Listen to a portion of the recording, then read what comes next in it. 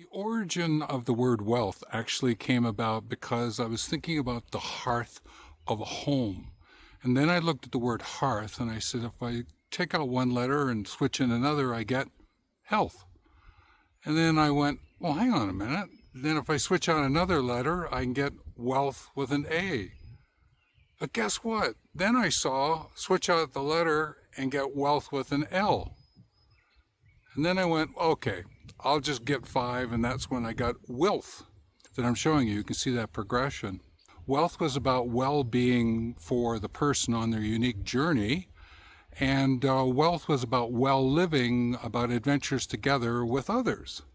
And I said, well, they both entwine, they weave together like threads into strings into chords. And I went, I like this, I like this. And then I started playing with all different combinations of words to go with wealth. And that's when I eventually ended up with movement, because I was thinking about movement from a social cultural point of view, because I did my master's in environmental recreation geography, and it was about movements and what are organizations, what issues are they working on in a province in Canada. And then I went, okay, movement. But hang on a minute, there's also, I do a lot of walking, rafting, and paddling with canoes, and I went, movement, wealth, movement. And then I realized that movement was really about the physical aspects of movement all the way up into the social cultural aspect. And thus, Wellth Movement was born. Now, it went through quite a few iterations to get there, but that's where I've landed. It's the name of my company, but it's also the words that I associate with the work that I'm doing. When I add to this term of Wellth Movement, then I would add pathway. A way, a path that I can walk. I don't think of it as a roadway or a highway or a runway. I think of it as a pathway, one that you can walk. It's a bit more dirt. Now, some of it may be compressed dirt because quite a few people have walked it, or it may be a new track that I'm laying out for myself. Always mindful to not step on the roots, the toes of the trees, and not to just create a path for the sake of creating a path. But with Wellth Movement, there is a sense of pathway, and therefore, one of the ways you can help that path is to lay stones in places. And that's where some of the other ideas that you're going to see in the videos that follow around living legacy life, living legacy stories, living legacy outdoors, and others are sort of these bigger path stones. But there's another one that I would add to the mix, and it's holistic, the sense of everything is interconnected. From my time and my involvement in the outdoors, which has been across many different kinds of jobs and studies. I actually did a diploma in forestry to add to my master's, but I did a lot of work in the outdoors with whitewater rafting. I was a guide and instructed wilderness remote first aid. So I came to really appreciate the outdoors. And with that came this true understanding of holistic, and I dove deep into it. And I read a book that I'll just put below where I'm here. It's by Jan Smuts. You can see the title. I'll put the link. It's one that I dove into because he was connecting life, mind, and matter. And that helped me to dive that deeper into this pathway, this Wellth Movement as a path, holistic view. And I so appreciate having an opportunity to read that book because it's about 100 years old when it was written. Interesting character to go with it. And then that just led me down the path of looking and reading and watching videos and certainly strengthening this whole notion of what is Wellth Movement and the creation of a pathway.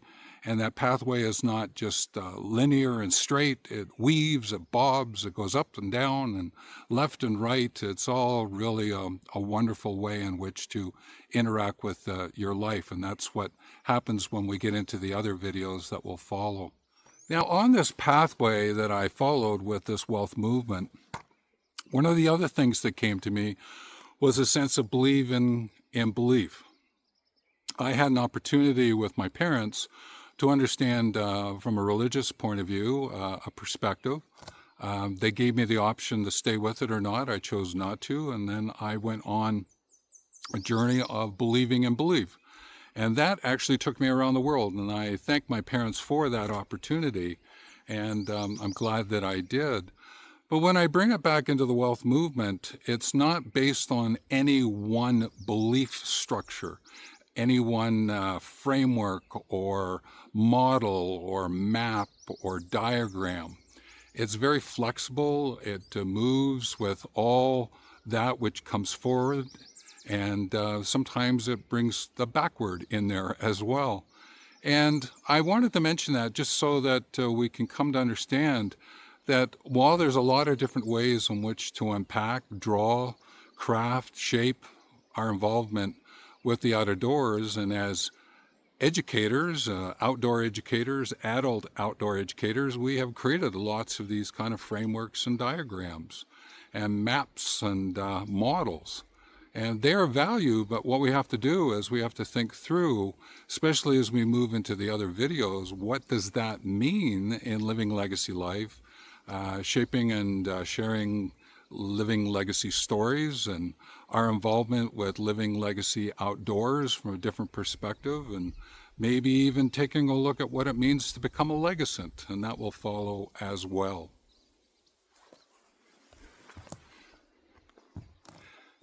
In the background of all this for me is the sense of caring and kindness. That is an ethic that walks with me in my Wellth movement.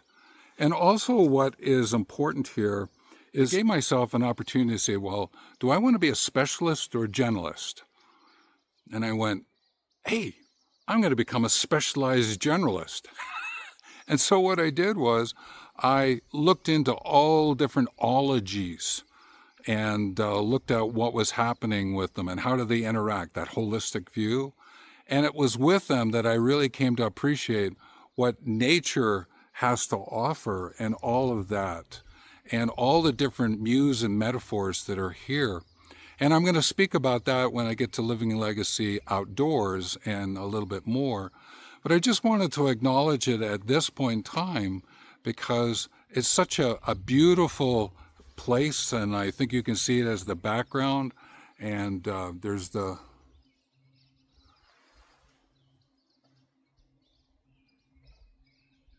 even with the background, there's a creek because I'm sitting or standing on a bridge.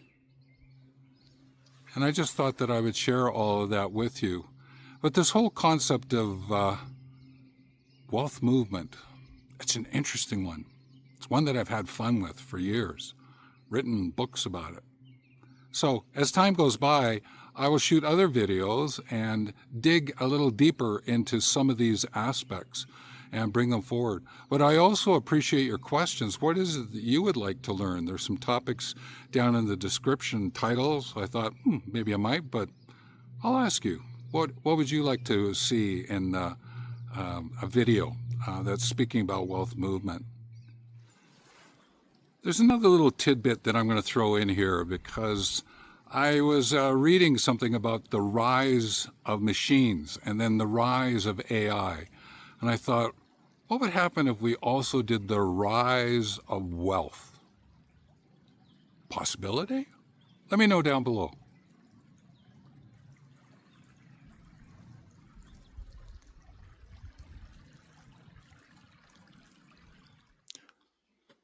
Join me as we start walking home, a view along the path.